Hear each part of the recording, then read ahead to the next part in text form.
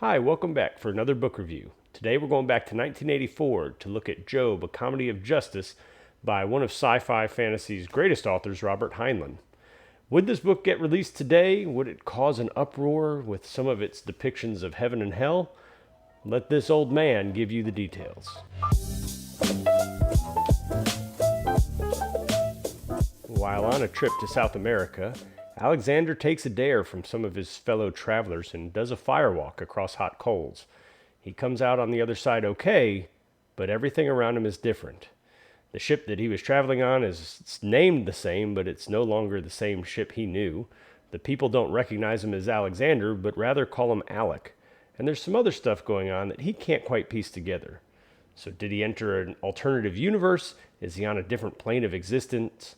We don't know, but we're going to find out.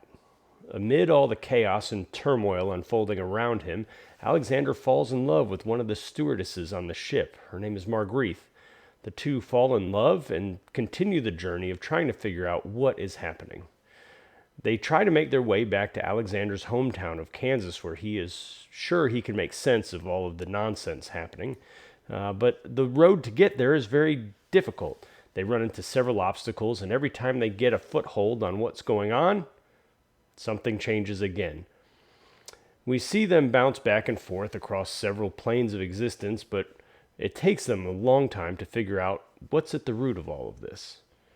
And that's the crux of this story. Heinlein's prose is fantastic, the characters are really intriguing, and some of the situations they're in are really novel. The book itself is original and fresh and has lots of good ideas. I particularly fell in love with the relationship between Alexander and Marguerite. The two are very different, but in love with each other. Alexander proclaims himself to be a self-righteous Christian of the highest moral caliber, but his actions would lead us to believe slightly otherwise. He's more human than anything. Marguerite seems to be full of nothing but good intentions, but she doesn't subscribe to Christian religion, and she has her own points of view on what may be happening to the couple as they journey back to Kansas. The book is heavy on dialogue and conversations between the two as they try to iron out these differences.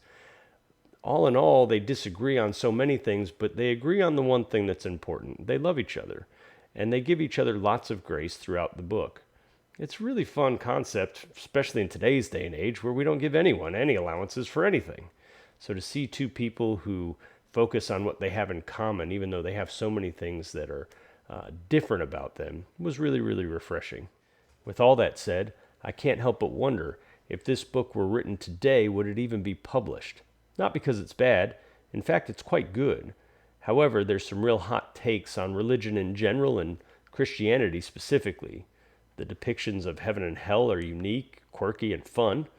But we get a lot of moral ambiguity on the angels and demons that we typically refer to as good and bad.